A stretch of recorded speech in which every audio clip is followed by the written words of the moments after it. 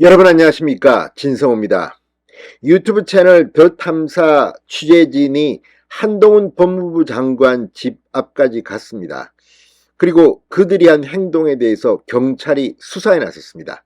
자, 이런 가운데 김어준 씨가 역시 더 탐사 기자들을 옹호했습니다. 그런데 이걸 보고 정유라 씨가 입을 열었습니다. 자, 사실 김어준 잡는 칼은 정유라 씨 같은 사람이 맞는 것 같습니다. 지금 김어준 씨의 저 노골적인 방송 태도, 그동안 법정 제재를 가장 많이 받은 시사 프로그램 중 하나가 아마 김어준의 뉴스공장일 겁니다. 그런데도 버티고 있습니다. 아마 조만간 김어준의 방송 뉴스공장도 끝이 날 것 같습니다. 그렇지만 이를 대하는 이 정유라 씨의 한마디는 김어준을 거의 공포로 몰아가고 있습니다. 정유라 같은 사람이 상대를 해야 합니다. 사실 김어준의 말에 이 국민의힘이나 이런 대통령실 쪽에서 반응하는 것은 좀 그렇습니다. 그리고 무엇보다 교통방송 스스로가 김어준의 뉴스공장을 없애야 합니다. 그 시간은 곧 다가올 겁니다. 자, 아무튼 정유라 씨, 사실 지금 더 탐사가 한동훈 장관 집에서 이렇게 했지만 과거에 그쪽 진영 좌파들 얼마나 정유라를 달달 볶았습니까? 이게 뭐 언론의 뭐 표현의 자유 이야기하지만 정유라 씨는 미성년자였고 또 성인이 된 뒤에도 언론들의 취재는 끊임이 없었습니다. 정유라 씨는 구속된 적도 없을 겁니다. 제가 알기는. 그런데 그런 사람을 카메라를 들이대고 어린 아이가 있는데도 취재를 강행했습니다. 지금 조국 전 법무부 장관의 딸은 이 카메라에 뭐 얼굴이나 실명이나 이런 것들이 처음에는 노출되지 않았습니다. 지금은 이름은 노출되고 있습니다. 그런데 정유라 씨는 당시 범죄자도 아닌데 얼굴, 동영상, 이름 참으로 스토킹 당했습니다. 언론에 의해서. 그 정유라기 때문에 김어준의 말에 비판을 할 수가 있는 겁니다. 정유라가 김어준의 뺨을 때린 셈입니다. 진성호의 융단 폭격 시작합니다. 김어준 씨를 융단 폭격합니다. 방송에 앞서 아직 진성호 방송에 구독자가 아니신 분은 붉은색 구독 버튼 눌러주십시오. 더 좋은 방송으로 보답하겠습니다. 자, 유튜브 매체 더 탐사의 한동훈 장관 아파트 무단 침입 사건과 관련해서 친민주당 성향의 방송인 김어준이 집안에 들어간 건 아니지 않느냐라고 감싸자 정유라 씨가 입을 열었습니다. 김어준 집 앞에서 캠핑을 하자 이렇게 제안했습니다.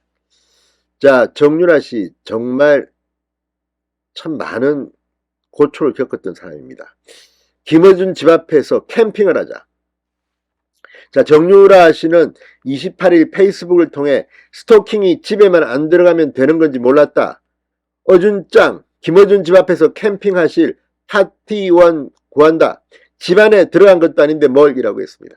사실 이 프라이버시라든지 또는 아무리 공인하더라도 이 집 앞에서 이렇게 뭐 하는 게 맞는 겁니까?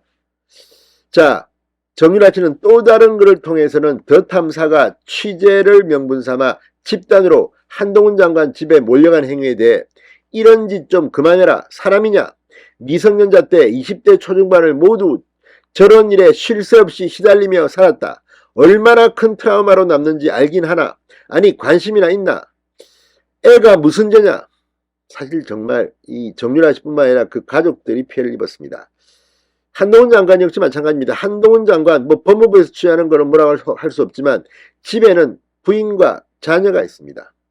그때도 아마 더 탐사 취재진이 갔을 때도 한동훈 장관은 집에 없고 가족들이 있었다고 합니다. 자, 정치인 자녀라고 해서 정치와 관련된 자녀라고 해서 이런 일에 무분별하게 노출되어도 된다고 생각하나? 기자가 조국 딸 집 찾아갔다고 거품 물던 너희들 아니냐라고 했습니다. 실제 조국 전 장관 집에 찾아갔을 때 얼마나 흥분했습니까? 그리고 그때를 생각하면 지금 한동훈 장관 정말 내로남불의 끝판왕들입니다. 자, 더 탐사 관계자 5명이 지난 27일 오후 1시 반쯤 한동훈 장관이 살고 있는 서울 강남구 도곡동의 한 주상복합 아파트를 찾았습니다. 이들은 공동현관을 거쳐 엘리베이터를 타고 한 장관의 거주층으로 올라간 뒤 현관문 앞에서 여러 차례 한 장관님 계시냐? 더 탐사에서 취재하러 왔다 소리쳤습니다.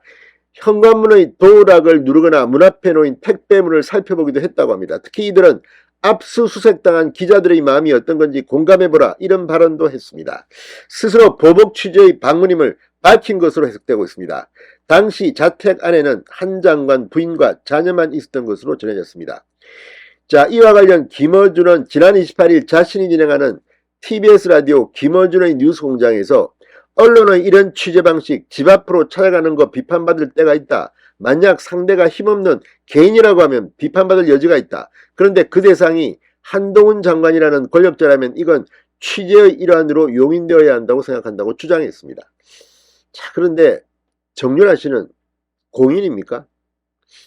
김어준은 일반인들은 현장의 한 장관에게 접근할 수 없다. 한 장관은 감시 대상이 되어야 한다. 그런 관점에서 봐야 한다고도 했습니다. 자, 여기에 대해서 경험이 있는 정윤아 씨가 김어준에게 한 방 날린 겁니다. 어떻게 보면 이제 김어준에 대한 비판은 정윤아 씨가 전담했으면 좋겠습니다. 김어준의 가장 아픈 곳을 정윤아가 찔렀습니다. 진성호의 융단 폭격이었습니다. 여러분 감사합니다.